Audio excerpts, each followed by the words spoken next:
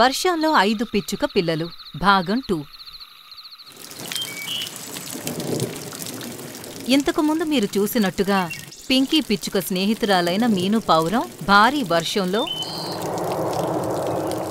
చెట్టు కొమ్మ విరిగి పడడంతో ప్రమాదానికి గురవుతుంది మరియు అదే ప్రమాదంలో మరణిస్తుంది.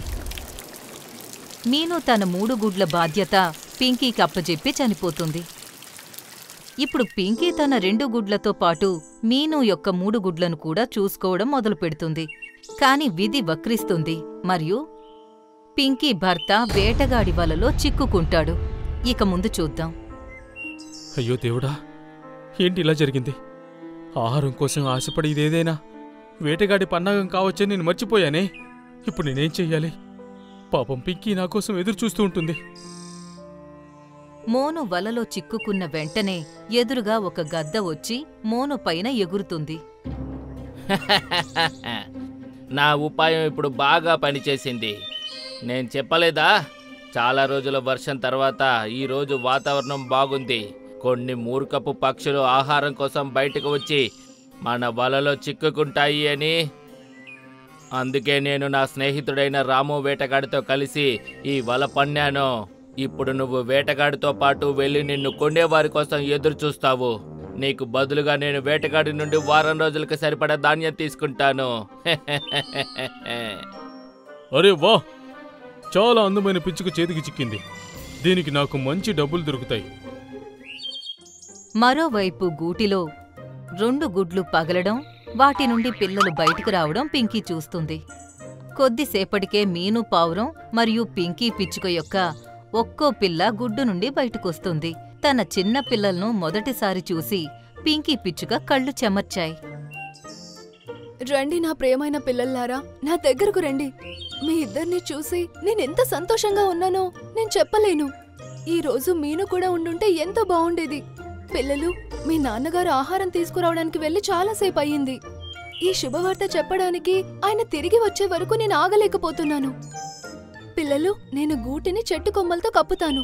ఏ వేటాడే పక్షి ఇక్కడికి రాకుండా ఉంటుంది. ఈ లోపు నేను మోనుగారిని చూసొస్తాను. మీరు భయపడకండి, మేమిద్దరం త్వరగానే వచ్చేస్తాం. నా ముద్దుల పిల్లలు, మీరు జాగ్రత్తగా ఉంటారు కదా? అలాగే అమ్మా, మేము జాగ్రత్తగా ఉంటాం. మీరు వెళ్ళండి. పిల్లలిద్దరికీ జాగ్రత్తలు చెప్పిన తరువాత పింకీ మోనూని వెతకడానికి వెళుతుంది. చాలా దూరం ఎగిరిన తరువాత అడవిలో ఒకచోట చెల్లాచెదురుగా పడి ఉన్న చాలా ధాన్యం కనిపిస్తుంది. అక్కడే పక్కనే వలలో చిక్కుకుని ఉన్న తన భర్త మోను పిచ్చుక కనిపిస్తాడు. పింకీ వెంటనే మోను దగ్గరకు చేరుకుంటుంది. అయ్యో దేవుడా, మీకేమైంది మోనుగారు? మిమ్మల్ని ఎవరిక్కడ ఇలా బంధించారు? పింకీ, నువ్వు ఇక్కడికి రాకుండా ఉండాల్సింది. ఇక్కడ వేటగాడు ఇంకా గద్ద ఇద్దరు కలిసి వల వేసి ఉంచారు. వాళ్ళు నన్ను ఇక్కడి నుండి వెళ్ళనివ్వరు. నువ్వు నీ ప్రాణాలు కాపాడుకొని ఇక్కడి నుండి పారిపో. ఒకవేళ నువ్వు కూడా పట్టుబడ్డావు అంటే మన 5 పిల్లల గతి ఏంటి? మన పిల్లల్ని జాగ్రత్తగా చూసుకో. అలాగే వాళ్ళకి చెప్పు, వాళ్ళ నాన్నకి వాళ్ళంటే చాలా ఇష్టమని. మోను మాటలు విని పింకీ పిచ్చుక గట్టిగట్టిగా ఏడవడం మొదలు పెడుతుంది. మోనుగారు, మీరలా మాట్లాడకండి. మన 2 పిల్లలు గుడ్ల నుండి బయటికొచ్చారు. మిగతా 3 కూడా త్వరలోనే గుడ్ల నుండి బయటికొస్తారు. ఇంకా మన పిల్లల పోషణ మనమిద్దరం కలిసి చేసుకుందాం. మీరాగండి, నేనేమైనా చేసి మిమ్మల్ని వల నుండి బయటికి తీస్తాను. పింకీ పిచ్చుక మోనుతో మాట్లాడుతూ ఉండగానే అప్పుడే గద్ద వస్తుంది. పక్కనే దాక్కుని ఉండి వాటి మాటల్ని వింటుంది. ఓహో, అయితే ఈ పిచ్చుక గూటిలో 1, 2 కాదు, ఏకంగా 5 పిల్లలున్నాయన్నమాట. ఈ రోజు నా దశ తిరిగినట్టే ఉంది. ఈ మగ పిచ్చుకను ఆ వేటగాడు తీసుకుపోతాడు, కానీ ఈ ఆడపిచ్చుకను దాని పిల్లలను నేను వేటాడతాను. గద్ద కామ్గా పింకీ పిచ్చుకను వెంబడిస్తూ దాని గూటి దగ్గరకు చేరుకుంటుంది. పింకీ పిచ్చుక తన గూటి లోపలికి వెళ్లిన వెంటనే గద్ద కూడా పిచ్చుక ఇంటి లోపలికి దూరిపోతుంది.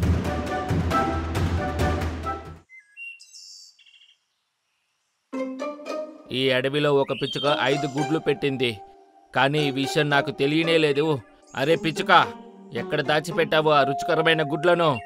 నాకు చాలా రోజులకి ఆహారం దొరికేసింది. ఈరోజు నా అదృష్టం బాగుందనుకుంటా. ముందైతే నీ భర్త మోనును పట్టించినందుకు నాకు ఆ వేటగాడి నుండి బోల్డంత ధాన్యం దొరికింది. ఆ తర్వాత నిన్ను నీ పిల్లల్ని తిని నేను పార్టీ చేసుకుంటానది వేరే విషయం. ఒక్కోసారి అంటారు కదా, అదృష్టం అప్పుడప్పుడు 2 చేతులతో తలుపులు తడుతుంది అని. అప్పుడే మీను పావురం యొక్క చిన్న పావురం పిల్ల వచ్చి తన తల్లి పింకీని హత్తుకుంటుంది. అమ్మా, ఇంత భయంకరంగా ఉన్న పక్షి ఎవరు? ఇతని నుండి మమ్మల్ని కాపాడు. ఈ అంకుల్ ఎందుకలా మాట్లాడుతున్నాడు? భయపడుకున్న బంగారు తండ్రి, అమ్మ నీ దగ్గరే ఉంది కదా. గద్ద ఏమైనా అర్థం చేసుకునే లోపే గూటిలో ఉన్న మిగిలిన 3 గుడ్ల నుండి కూడా పిల్లలు బయటకు వస్తాయి. ఆ గుడ్ల నుండి 2 పావురం పిల్లలు, 1 పిచ్చుక పిల్ల బయటకు రావడం చూసి గద్దకు తల తిరిగిపోతుంది.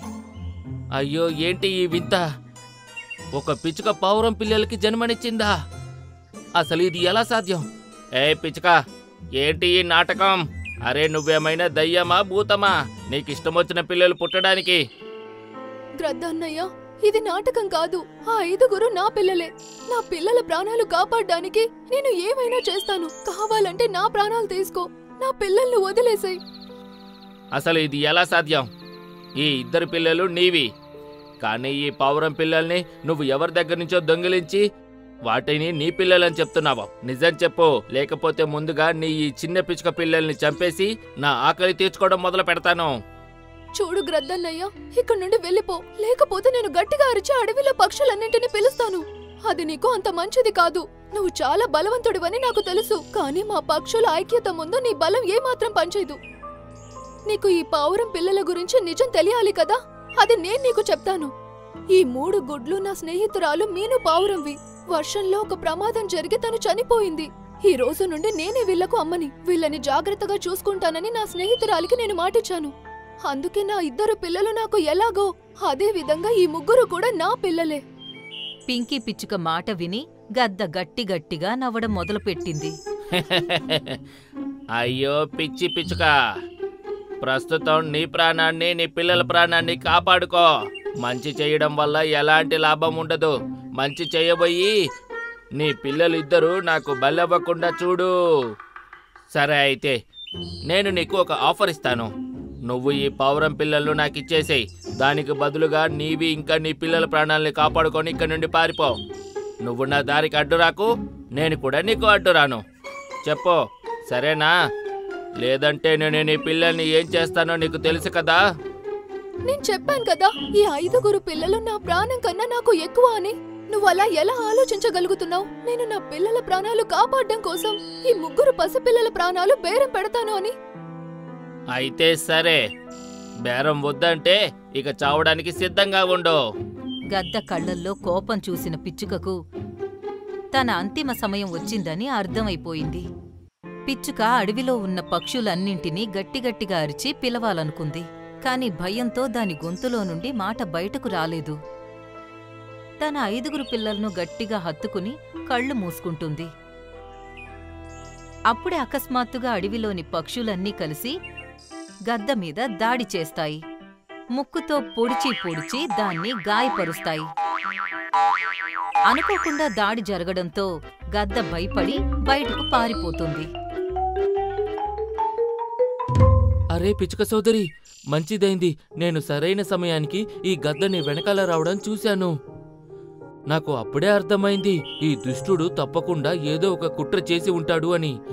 అందుకే సమయానికి పక్షులన్నిటినీ తీసుకొని నీ గూటికి వచ్చేశాను. ఇక నువ్వు భయపడాల్సిన అవసరం లేదు. నీ పిల్లలిప్పుడు సురక్షితంగా ఉన్నారు. మీ అందరికీ చాలా చాలా ధన్యవాదాలు.